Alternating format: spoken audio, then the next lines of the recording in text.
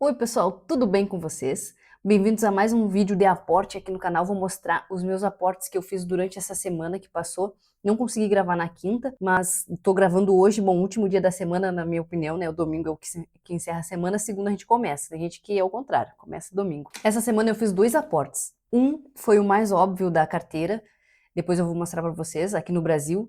E o outro foi um movimento que eu considero estratégico no exterior, que pouca gente dá atenção, mas que, na minha opinião, pode fazer bastante diferença a longo prazo. Antes de falar dos aportes, eu quero mostrar um pouquinho, fazer uma atualização do mercado, como já é de costume aqui no canal. O dólar ganhou força essa semana, globalmente. A gente analisa a força do dólar baseado mais ou menos nesse índice aqui, que é o DXY.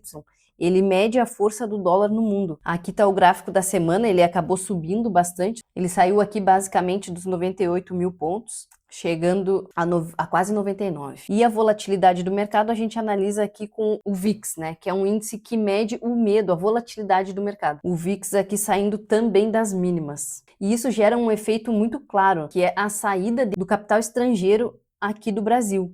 Então, se a gente for ver o que aconteceu, esse daqui é um gráfico que mostra o fluxo de dólar dentro do mercado brasileiro. E se a gente for perceber aqui, a partir do dia 10, do dia 20, teve um fluxo bem alto de dólar saindo do Brasil. E isso, consequentemente, gera pressão na nossa bolsa, como a gente percebeu aí, teve uma certa volatilidade, causando a queda de boas empresas. É claro, sem mudança nenhuma nos fundamentos. Essa aqui é a melhor volatilidade que a gente pode esperar. As empresas, elas caem por conta do fluxo estrangeiro, mas os fundamentos, eles não se alteram, né? E na minha opinião, é exatamente nesses momentos que começam a surgir as oportunidades. E é aí que eu vejo a vantagem da gente acompanhar o mercado. A gente consegue capturar essas oportunidades. Teve um movimento essa semana que pouca gente comentou, mas que eu considerei muito relevante para a gente entender o cenário. A gente teve essa semana, como eu já havia comentado no último vídeo, o BB Eu acompanhei sobre o que eu esperava do banco, não teve nada novo, que bom, né? É claro que eu gostaria que tivesse alguma coisa relacionada à recuperação do agro, mas a gente entende que é um assunto para médio prazo aí para frente. Mas o Banco do Brasil também se tornou pioneiro aí num movimento no setor bancário, que foi ele foi lá fora, capturou 500 milhões no mercado internacional, mas calma que o mercado ele não interpretou isso como um problema, né? Muito pelo contrário. O Banco do Brasil levantou 500 milhões e estreita operação inédita no mercado. O Banco do Brasil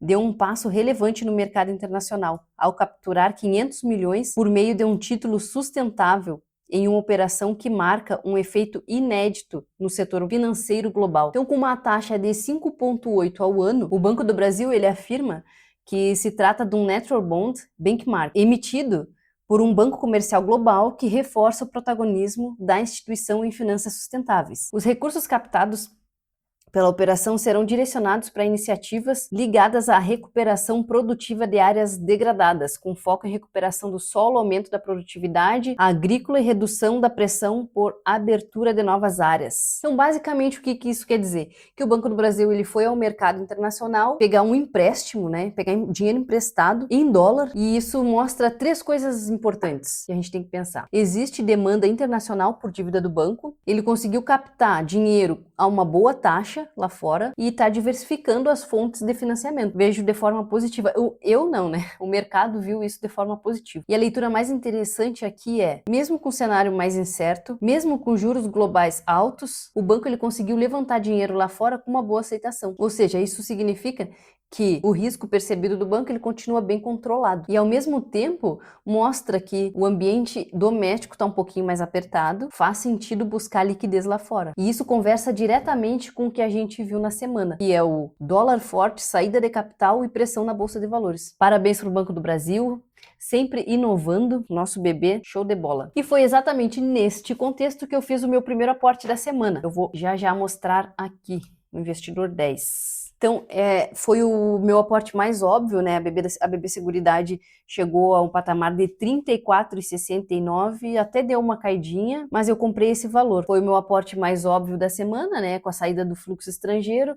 algumas ações deram uma caída aí na cotação. A BB Seguridade foi uma delas. Uma empresa que, na minha opinião, é previsível, forte em dividendos, e o preço caiu exclusivamente por conta da saída de fluxo estrangeiro, porque ainda não temos nada, o resultado ainda não saiu. E aqui eu vejo a principal vantagem de acompanhar o mercado. A gente consegue aproveitar esse tipo de oportunidade. Uma empresa que continua sendo uma máquina em geração de caixa, né? Se tornou a minha principal posição, chegando aqui à primeira posição. Estou com R$21.602 investidos na BB Seguridade, 630 ações. Pelas minhas projeções, a BB Seguridade deve pagar esse ano um dividendo por ação de 13,56. E é bem conservador o meu cálculo, porque eu estimo um payout de 87, o payout dela é mais alto que isso, e eu diminuí o lucro em 10%, se eu não me engano foi 10%, mas ela lucrou no último ano 9 bi.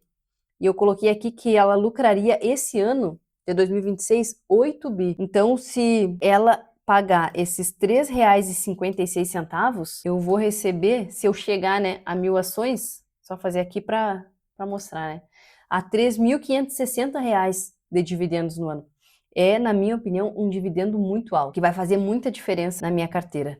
Isso aqui ele já paga com sobra a escolinha do meu filho. Dá ali para pagar uns 2 meses. É mais ou menos por aí os meus cálculos. Eu quero estar recebendo em dividendos um valor suficiente para eu pagar os meus custos. E aí eu vou fazendo isso por partes, né? Primeiro vamos pagando a escolinha, as coisas mais caras. Depois o aluguel, depois aí vou indo. Alimentação. E é isso.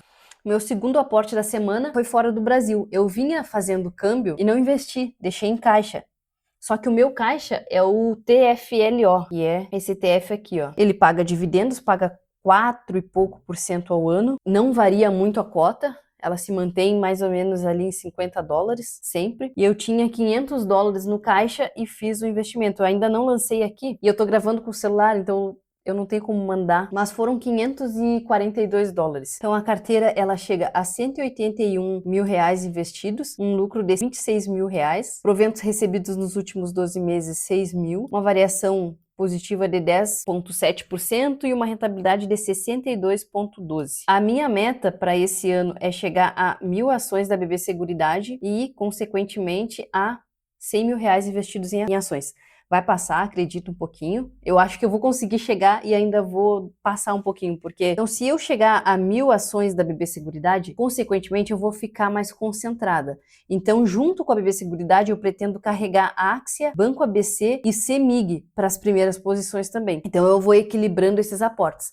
E se o Banco do Brasil apresentar oportunidade, também vou aportar. Oportunidade do Banco do Brasil, eu me refiro à cotação cair para menos de R$21. Eu já vou estar aportando. Então é isso, pessoal. Não sei se ficou claro aqui, né? Eu acho que eu já tinha falado um pouquinho do TFLO. Qualquer coisa, vocês podem voltar num vídeo que eu explico melhor sobre os ETFs nos Estados Unidos, curto, médio e longo prazo. O TFLO foi a minha escolha para fazer caixa. Então, só para quem está assistindo o vídeo aqui, não sair, né, no vácuo, assim, sem entender que o TFLO, ele é basicamente um título do Tesouro Americano que paga juros. Então, aqui ele paga, em média, ali 4,35% ao ano. Baixíssimo risco, a cota não se altera, uma proteção em dólar e uma liquidez, né? Então por que isso faz sentido, né, na minha opinião?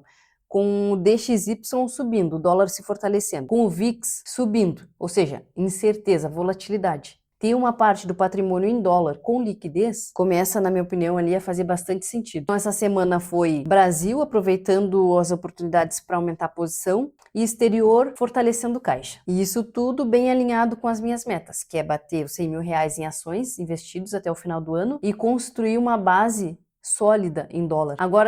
Agora, pessoal, me conta aqui nos comentários se vocês estão aproveitando essas oportunidades, essa volatilidade no mercado interno aqui no Brasil para fazer seus aportes, ou se estão montando posição lá fora, aproveitando também o dólar. No longo prazo, essa combinação aí tende a nos trazer bastante retorno. Então, se vocês gostaram do vídeo, deixa um like, se inscreve aqui no canal. Um beijo, até o próximo vídeo.